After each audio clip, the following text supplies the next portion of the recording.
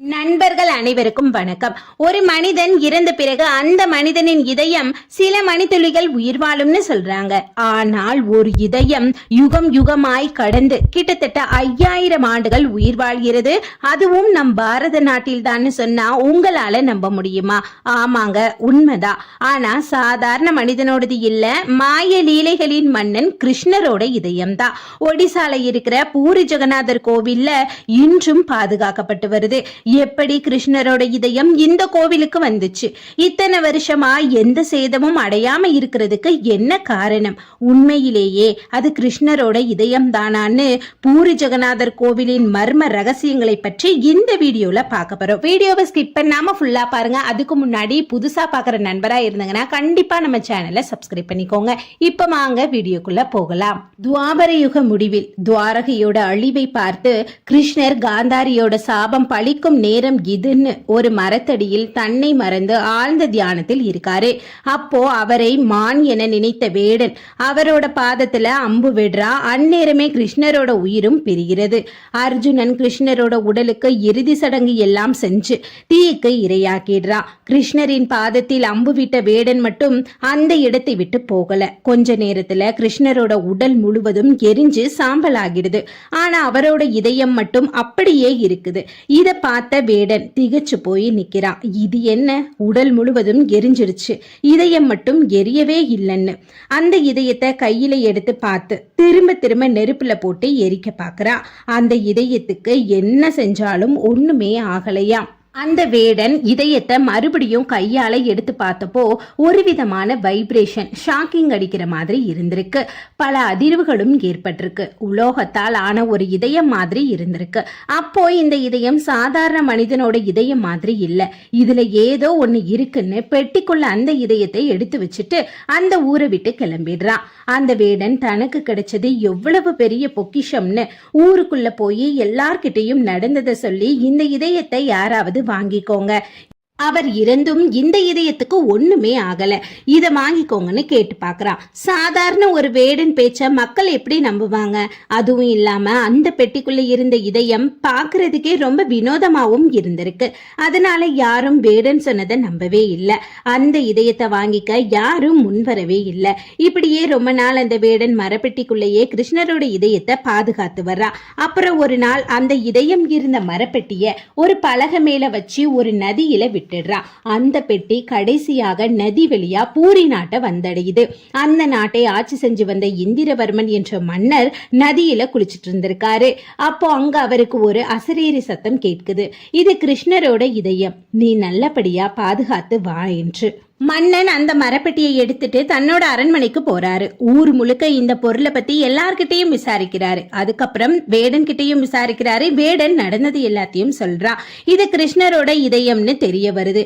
அந்த இதயத்தை என்ன செய்யணும்னு தெரியாம விஸ்வகர்மாவோட உதவியை கேட்கிறாரு. அந்த இதயம் இன்றும் எத்தனை ஆண்டுகாலம் ஆனாலும் பத்திரமா இருக்கணும், அதுக்கு என்ன பண்ணணும்னு கேட்கிறாரு. விஸ்வகர்மா அதுக்கு ஏத்த மாதிரி மரத்தாலான ஒரு சிலையை உருவாக்குறாரு. ஹிந்து மதத்துல எந்த ஒரு கடவுள் சிலையா இருந்தாலும் உலோகத்தால் அல்லது கருங்கல்லால தான் செய்வாங்க. ஆனா கிருஷ்ணரோட இதயம் சதையால் ஆனதில்ல, இயங்கக்கூடிய ஒரு உலோகத்தால் ஆனது. எப்போதும் இந்த இதயம் துடிச்சிட்டே இருக்கிறதால விஸ்வகர்மா அந்த இதயம் இயங்காத வகையில் எந்த வெளிச்சமும் உள்ள நுழையாதபடி மரத்தால் ஆன ஒரு சிலையை உருவாக்கி அதுக்குள்ள கிருஷ்ணரோட இதயத்தை பொருத்தி வைக்கிறாரு. கிருஷ்ணரோட இதயத்தை பாதுகாக்கவே பூரி மன்னர் ஜெகநாதர் ஆலயத்தையும் எழுப்புறாரு. அங்க கிருஷ்ணரோட சேர்த்து சுபத்ரை பலராமருக்கும் சிலைகள் எழுப்புறாங்க. அதிலிருந்து ஒவ்வொரு 12 வருஷத்துக்கு ஒரு முறையும் கிருஷ்ணரோட இதயத்தை ஒரு மர சிலையில் இருந்து வேறு ஒரு மர சிலைக்கு மாத்திட்டு இருக்காங்களாம். எதனாலன்னா மரக்கட்டைக்கு மட்டும்தான் மின்சாரத்தை தாங்கக்கூடிய சக்தி இருக்கு. அதுவும் 12 வருஷம் தான் அந்த மரக்கட்டையால இதயத்தோட சக்தியை தாங்க முடியுமா? சரி, அந்த இதயம் எப்படிப்பட்டது? 5000 ஆண்டுகளா எந்த சேதமும் அடையாம இருக்க என்ன காரணம்னு பார்க்கலாம். மரச்சிலையின் உள்ளே இருக்கும் கிருஷ்ணரின் இதயத்தில் எந்த ஒளி பட்டாலும், அதாவது சூரிய வெளிச்சம் பட்டாலே அந்த இதயம் இயங்க ஆரம்பிச்சிருமா. வெறும் கையால் தொடும்போது ஷாக் அடிக்கிற உணர்வும் ஏற்படுமா.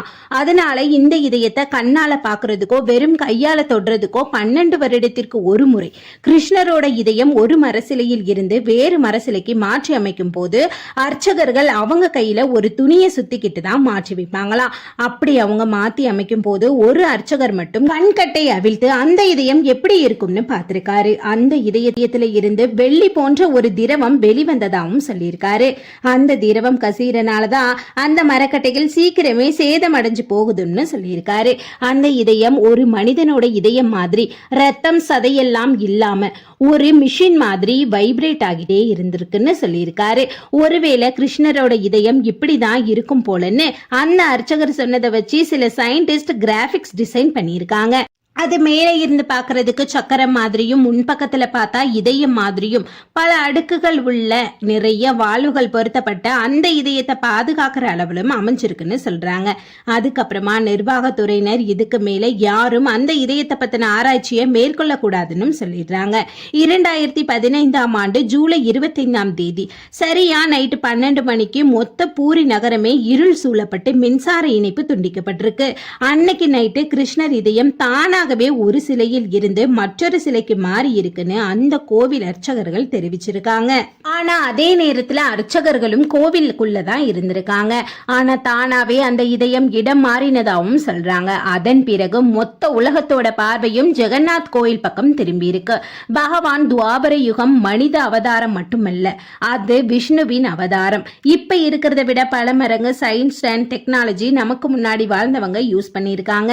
அதற்கு சான்றா கிருஷ்ணரோட சகோதரர் பலராமரை சொல்லலாம். அந்த காலத்திலேயே டெஸ்ட் டியூப் பேபி மெத்தட்ல பிறந்தவர். அது மட்டும் இல்லாம காந்தாரியோட 100 குழந்தைகள் ஒரு சதை பிண்டத்தை 100 குடுவைகளை பிரிச்சு வச்சு ஒவ்வொரு குழந்தைகளையும் உருவாக்கி இருக்காங்க.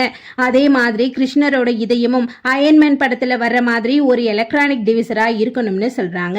நாரதர் ஒரு முறை துவாரகைக்கு வந்தப்போ கிருஷ்ணர் அவரோட 16,000 மனைவிகள் கூடவும் தனித்தனியா பல ரூபங்கள்ல காட்சி கொடுத்ததாகவும் நரகாசுரன் கிட்ட இருந்து மீட்ட 16,000 மனைவிகள் ஒரே நேரத்துல 16,000 உருவம் எடுத்து திருமணம் செஞ்சதாகவும் பாகவத புராணத்தில் குறிப்பிடப்பட்டிருக்கு. நம்ம இப்போ உபயோகப்படுத்திட்டு இருக்க அறிவியல் விஞ்ஞானம்லாம் இந்த கலியுகத்துல கண்டுபிடிச்சு பயன்படுத்துறோம்னு நினைக்கிறோம். ஆனா அட்வான்ஸ் டெக்னாலஜி எல்லாம் இதை விட அட்வான்ஸாவே அவங்க யூஸ் பண்ணியிருக்காங்க. அதே மாதிரி தமிழ் பேரரசர் ராவணன் மருத்துவம், அறிவியல், விஞ்ஞான, கலைகள் இப்படி எல்லா துறைகளிலும் தலை சிறந்து விளங்கியிருக்காரு. பல லட்சம் ஆண்டுகளுக்கு முன்பு பறக்கும் புஷ்மக விமானம் பயன்படுத்தி இருக்காரு. அதனால கிருஷ்ணரும் அவரோட மனித இதயத்திற்கு பதிலா செயற்கையான ஒரு இதயத்தை பயன்படுத்தி இருக்காருன்னு சொல்றாங்க. சுதர்சன சக்கரம் மாதிரியே தான் கிருஷ்ணரோட இதயம் இப்பவும் துடிச்சுக்கிட்டே இருக்கிறதா சொல்லப்படுது. பூரி ஜெகநாதர் கோவில் பல நம்ப முடியாத அதிசயங்களும் நடந்துட்டு தான் இருக்கு. இது என்னலாம்னு பார்த்தா பூரி ஜெகநாதர் கோவில்ல பறக்க விடப்பட்ட கொடி காற்றடிக்கும் திசைக்கு எதிர்ப்புறமா தான் பறக்குமாம். இந்த கோவில்ல இருக்கும் சுதர்சன சக்கரத்தை எந்த பக்கத்துல இருந்து பார்த்தாலும் அது நம்மள பாக்குற மாதிரியே தோற்றம் இருக்குமா. பகல் நேரத்துல பொதுவாக கடலில் இருந்து கரைக்கு காற்று வீசும். மாலை நேரத்தில் இதற்கு எதிர்ப்புறமா கடலை நோக்கி காற்று வீசும். ஆனா பூரி கோவிலில் மட்டும் அப்படியே நேர்மாறா நடந்துட்டு இருக்கு. பூரி ஜெகநாதர் கோவில் கோபுரத்தின் மேலே இதுவரைக்கும் எந்த பறவைகளும் விமானங்கள் கூட பறந்ததில்லையாம். கோபுர நிழல் தரையில் விழவே விழாதாம். கோபுர நிழலை இதுவரைக்கும் யாருமே பார்த்ததில்லையாம். பிரசாத உணவுகளுக்கு ஒரு அடுப்புல நெருப்பு மூட்டி அதுக்கு மேல பல அடுக்கு பாத்திரம் வச்சுதான் சமைப்பாங்களாம். அப்படி சமைக்கும் போது கீழே உள்ள பாத்திரம் தானே முதல்ல வேகணும். ஆனா அப்படி இல்லாம மேல வைக்கப்பட்ட பாத்திரத்தில் உள்ள உணவுகள் தான் முதல்ல வெந்து கடைசியா தான் அடிப்பாத்திர உணவுகள் வேகுமாம். அந்த சமைச்ச உணவுகளில் எந்தவித வாசனையும் வராதாம். படைச்ச பிறகுதான் உணவு வாசனை எல்லோராலும் உணர முடியுமா. கிருஷ்ணனின் இதயம் இருக்கிற பூரி ஜெகநாதர் கோவிலை பற்றிய உங்களது கருத்துக்களை கமெண்ட் பாக்ஸ்ல தெரிவிங்க. இதிகாசங்களாகிய ராமாயணமும் மகாபாரதமும் உண்மையாவே நடந்துதா இல்ல நம்பிக்கைகளின் கட்டுக்கதைகளா அப்படிங்கிற கான்வர்சேஷன் ஒரு பக்கம் போயிட்டு தான் இருக்கு. எப்படி ராமரால கட்டப்பட்ட சேது பாலம் பல யுகங்கள் தாண்டி அழியாம இருக்குதோ அதே மாதிரி தான் இந்த துவாரகா நகரமும் கடலுக்குள்ள இருக்கிறதும் உண்மை. இந்த கலியுகத்துல உள்ள தொழில்நுட்பத்தை விட பன்மடங்கு டெக்னாலஜி யூஸ் பண்ணியிருக்காங்க இந்த மாளிகையில. இவ்வளோ டெக்னாலஜி யூஸ் பண்ணியிருக்காங்கன்னா கடலுக்கடியில அழியாத மாதிரி ஒரு பெஸ்டான இடத்துல கட்டியிருக்கலாமேன்னு தோணலாம். இந்த ஊர்ல அதாவது துவாரகா நகரத்துல 9 லட்சத்துக்கும் அதிகமான மாளிகைகள் மட்டுமே இருந்திருக்கு. அப்படிப்பட்ட மாபெரும் மாட மாளிகைகள் கொண்ட ஒரு பிரம்மாண்டமான ஊரையே உருவாக்கி இருக்கிறாரு கிருஷ்ணர். அப்படிப்பட்ட ஒரு துவாரகா நகரத்தை அவர் யாருக்காக பயந்து கட்டினாரு? அப்படி கிருஷ்ணரால கட்டப்பட்ட நகரம் அழிய யார் காரணம்? அதுவும் கிருஷ்ணர் கண்ணு முன்னாடியே அழிஞ்சிருக்கு. அது ஏன் அப்படிங்கறதையும் இந்த வீடியோல பார்க்கலாம். வீடியோவை ஸ்கிப் பண்ணாம ஃபுல்லா பாருங்க. துவாரகை பற்றிய தேடலுக்கு செல்லலாம் வாங்க. துவாரகைங்கிறது பல ஆயிரம் வருடங்கள் முன்பு கிருஷ்ணர் வாழ்ந்ததா சொல்லப்படுற ஒரு இடம். அந்த துவாரகை துவாபர யுகத்தோட முடிவுல கடலுக்குள்ள மூழ்கடிக்கப்பட்டதுன்னு மகாபாரதத்துல சொல்லப்பட்டிருக்கு. அதற்கப்புறம் கலியுகம் தொடங்கி பல ஆண்டுகள் கழிஞ்சிருச்சு. ஆனா கடலுக்கடியில துவாரகை மூழ்கி இருக்குன்னு யாருக்குமே தெரியல. 1963 தான் முதல் முறையா டெக்கன் காலேஜ் ஆர்கியாலஜிஸ்டும் புனே காலேஜ் ஆர்கியாலஜிஸ்டும் முதன்முறையா துவாரகா பற்றிய ஆராய்ச்சி மேற்கொள்றாங்க. அந்த ஆராய்ச்சியில பல ஆயிரம் வருடங்கள் பழமையான நாணயங்கள், மண்பாண்டங்கள், அரிய வகை பொருட்களும் கிடைக்கப்பட்டிருக்கு. அதன் பிறகு திரு SR ராவ் அப்படிங்கிறவர் 1983 இருந்து 1999 வரைக்கும் துவாரகை நகரத்தை பற்றி பல ஆராய்ச்சிகளை மேற்கொண்டிருக்காரு.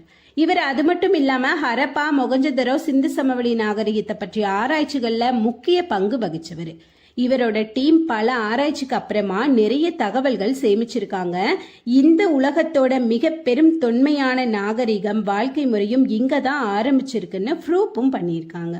இன்னும் நிறைய தொழில்நுட்ப பொருளாதார ரீதியான வசதி தேவைப்பட்டதால குஜராத் ஸ்டேட் கவர்மெண்ட் கிட்டையும் சென்ட்ரல் கவர்மெண்ட் கிட்டையும் நிதி உதவி கேட்டிருக்காங்க. ஆனா கவர்மெண்ட் இப்போ இந்த ஆராய்ச்சி தேவையில்லைன்னு சொல்லிடுறாங்க. ஆனா இந்த ஆராய்ச்சியோட ஒட்டுமொத்த தகவல்களையும் சேமித்து ஒரு புத்தகமா வெளியிடுறாரு SR ராவ். அந்த புத்தகத்தோட பேரு the lost city of Dwarka. Dwarka அப்படிங்கிற இடம் புராணங்கள்ல குறிப்பிட்டிருக்கப்பட்டிருக்க அதே சேம் இடம் தானாமா. குடியிருப்பு பகுதிகள் எல்லாம் கடல் நீரை அழுத்தத்தினால அழிஞ்சிடுச்சுன்னும், இன்னும் ஆழமா செல்லும் போது செடி கொடிகள் எல்லாம் வளர்ந்திருக்குன்னும், அதை சுத்தம் செஞ்சா மெதுவாக அங்க இருக்கிற கட்டிடக்கலை வடிவங்கள் தென்பட தொடங்கும்னு சொல்லியிருக்காரு. மேலும் கல்லால் செய்யப்பட்ட நங்கூரங்கள் நிறைய எண்ணிக்கையில இருந்துச்சுன்னும், இது ஒரு புராதன துறைமுகம்ங்கிறதுலயும் எந்த டவுட்டும் இல்லைன்னு சொல்றாங்க.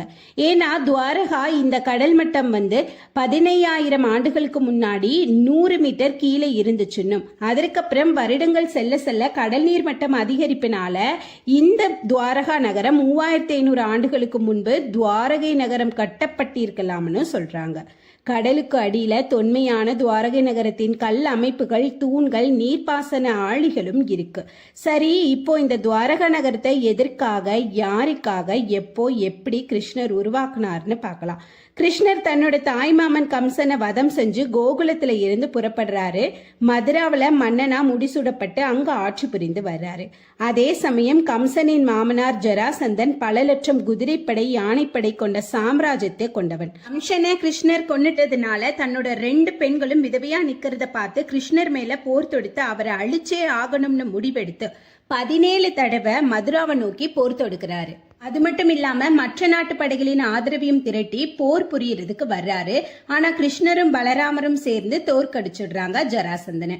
ஆனா எது வம்சத்தையே அழிச்சிடுவேன்னு முடிவெடுக்கிறாரு ஜராசந்தன். கிருஷ்ணர் நினைச்சா ஒரு நொடியில ஜராசந்தனோட உயிரை எடுத்துடலாம். ஆனா கிருஷ்ண அவதாரத்தோட நோக்கமே பூமாதேவி பாரத்தை குறைக்கணுங்கிறது தான். தன்னோட மதுரா மக்களை பாதுகாக்கிற நோக்கத்துல எதிரிகள், அரக்கர்கள் யாருமே கிட்ட கூட நெருங்க முடியாத அளவுக்கு, படைகள் யாரும் வர முடியாத அளவுக்கும் மாளிகைகள் பல கொண்டபடியும் நகரத்தை உருவாக்க முடிவு பண்றாரு. சாதாரண கட்டட கலை நிபுணர்கள்லாம் வேண்டாம்னு தேவ சிற்பியான விஸ்வகர்மாவை வர வைக்கிறாரு. இது ஸ்ரீமத் பாகவத நூல்ல எப்படி கிருஷ்ணர் துவாரகை கடலுக்கு நடுவுல கம்பீரமா கட்டினாருங்கிறத குறிப்பிடப்பட்டிருக்கு.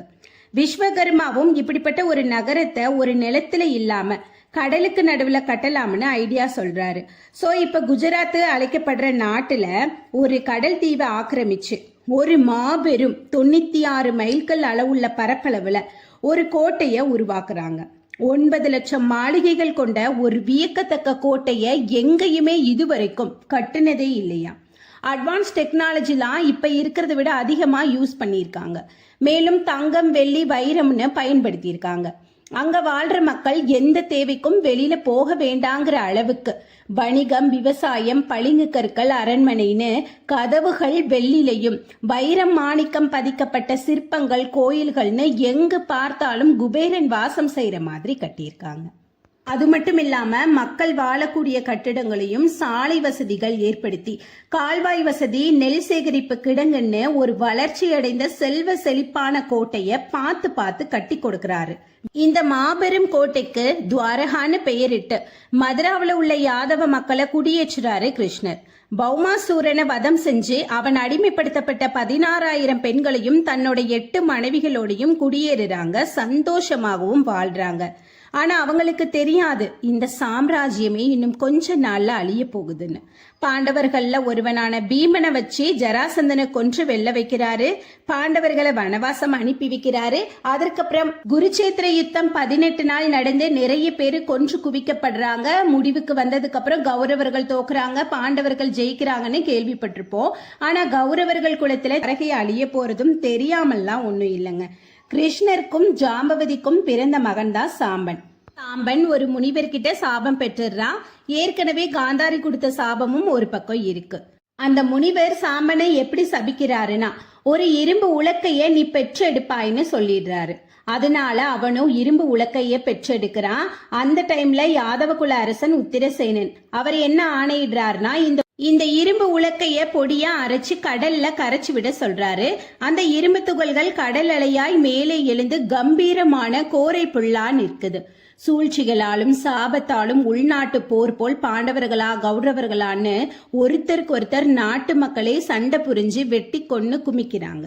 கடல் மட்டமும் அதிகமாகுது. தலைக்கு மேல வெள்ளம் போற மாதிரி தோணுது. அச்சமயம் கிருஷ்ணருக்கு காந்தாரி கொடுத்த சாபம் கண்முன்னே வந்து போகுது. ஒரு காவலாளியை அழைச்சு ஹஸ்தினாபுரம் சென்று நிலவரத்தை சொல்லி கையோட அர்ஜுனனை அழைச்சிட்டு வர சொல்றாரு. தான் கண்ணு முன்னாடியே தன் நகரம் அழிவதையும் யாதம குலமும் அழியறத பார்த்துட்டு தியான நிலையில கிருஷ்ணர் ஒரு மரத்துக்கு அடியில உட்கார்றாரு. அப்போ முன்ஜென்ம கர்மவினை காரணமா ராம அவதாரத்துல வாலிய மறைஞ்சு தாக்குவாரு ராமர். அப்போ வாலிக்கிட்ட அடுத்த பிறவியில உன் கையால தான் ஏன் உயிர் போகும்னு வாக்கு கொடுத்துடுறாரு. அதை நிறைவேற்றுற மாதிரி இந்த பிறவியில ஜடாங்கிற பேர்ல வேடனா வாழ்ந்து மானுன்னு நினைச்சு அம்பு விடுறான். அந்த அம்பு கிருஷ்ணரோட பாதத்தை வந்து தாக்கி கொள்றான். அடுத்து அர்ஜுனனும் விஷயம் எல்லாம் தெரிஞ்சு துவாரகா வந்து கோட்டைக்குள்ள நுழைய முயற்சி பண்ணா. அந்த கோட்டைக்குள்ள நுழையிறதுக்கே 7 நாள் ஆயிடுச்சா. ஏன்னா கோட்டைக்குள்ள இருக்கிற யாராவது திறந்தாதான் திறக்க முடியும். அவ்வளவு எளிதில் யாரும் உள்ள நுழைய முடியாத மாபெரும் கோட்டை. 7 நாளைக்கு அப்புறம் ஒரு வழியா கோட்டைக்குள்ள நுழைஞ்சு கிருஷ்ணரோட உடல் எல்லாம் தேடி கண்டுபிடிச்சு இறுதி மரியாதை செஞ்சு மீதம் இருக்கிற மக்களை அழைச்சிட்டு தன்னோட நாட்டுக்கு கூட்டுட்டு போறா. அடுத்த செகண்டே கடல் மட்டம் திடீர்னு அப்படியே உயர்ந்து ஆழி பேரலைகள் எல்லாம் சுனாமி அலைகளா சுழன்று அடிக்குது. மொத்தத்துல துவாரக நகரமே கடலுக்குள்ள மூழ்குது. இப்படி கிருஷ்ணர் வாழ்ந்த இந்த துவாரகா நகரம் தான் புராணங்கள்ல குறிப்பிடப்பட்டிருக்க அதே இடத்துல, அதாவது குஜராத்ல இருக்குன்னு பல ஆராய்ச்சியாளர்கள் சொல்றாங்க. இந்தியன் கவர்மெண்ட் சப்போர்ட்டால இன்னும் ஆழமான ஆராய்ச்சி துவாரகால மேற்கொண்டா நிறைய தகவல்கள் கிடைக்கப்பெறும். மகாபாரத காவியம் உண்மையிலேயே நடந்ததுதான்னு நிறைய ஆதாரத்தோட நிரூபிக்க முடியும்.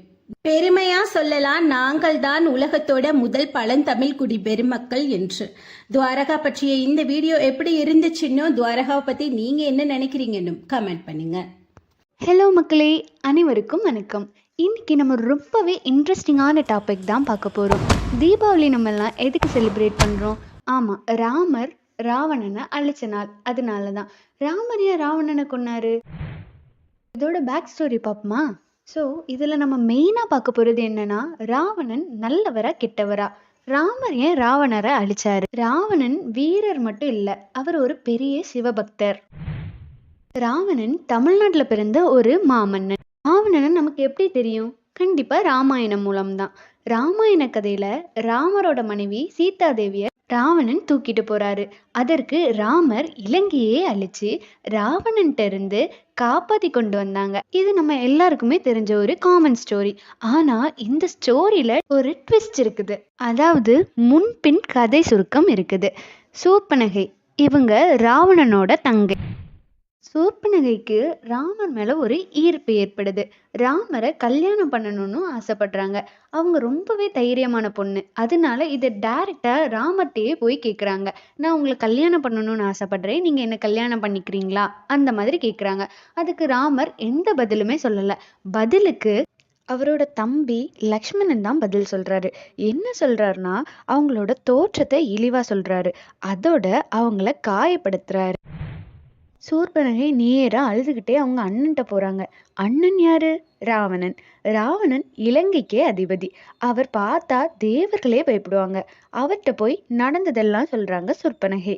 இதுக்கு நியாயம் வேணும்னு சூர்பனகை அண்ணன்ட்ட கேட்கும்போது ராவணன் பாடம் புகட்டலான்னு ஆறுதல் சொல்றாரு. ஒரு பொண்ணு காயப்பட்டின வலிய அவங்களுக்கு உணர வைக்கணும்னு ராவணன் நினைக்கிறாரு. அதனால சீதைய ராவணன் இலங்கைக்கு கடத்திட்டு வராரு. ராவணன் ஒரு மாமன்னன் நினைச்சிருந்தா சீதைய என்ன வேணாலும் பண்ணியிருக்கலாம். ஆனா ராவணன் சீதையை தொட கூட இல்லை. ராமர் என்ன பண்றாரு? ஒரு பெரிய படையை திரட்டி ராவணன் கூட சண்டைக்கு வராரு. ஒரு பயங்கரமான போர் எழும்பிட்டு இருக்கிற நிலைமையில ராவணனோட சொந்த தம்பி விபீஷ்ணன் ராவணனை விட்டு ராவணனோட படையில போய் சேர்றாரு. ராவணன் படையை பத்தி, இலங்கை பத்தின ரகசியங்களை, ரகசிய வழிகளை எல்லாத்தையுமே விபீஷ்ணன் அவங்கள்ட்ட சொல்றாரு. ராமர் அவரோட பிரம்மாஸ்திரத்தை பயன்படுத்துறாரு. அதை ராவணன் மேல செலுத்துறாரு.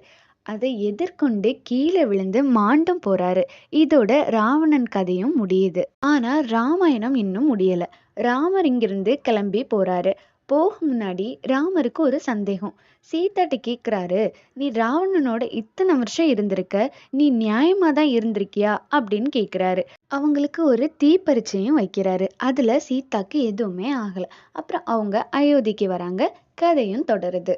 இதுதான் ஆக்சுவல் ஸ்டோரி, ராமன் ராவணன் கதை. இதுல இருந்து நமக்கு என்ன புரியுது? ரெண்டு சைட்லயுமே தப்பு நடந்திருக்கு. ராவணனே தப்பு செஞ்சிருந்தாலும் அவர் அதோட பலனை அனுபவிச்சுட்டாரு. இப்ப நீங்க சொல்லுங்க, இந்த கதையை வச்சு ராவணன் நல்லவரா கிட்டவரா? உங்களோட ஒப்பீனியனை கமெண்ட் செக்ஷன்ல போடுங்க. மேலும் இந்த மாதிரி பல சுவாரஸ்யமான வீடியோக்கள் பார்க்க நம்ம சேனல் சப்ஸ்கிரைப் பண்ணிக்கோங்க.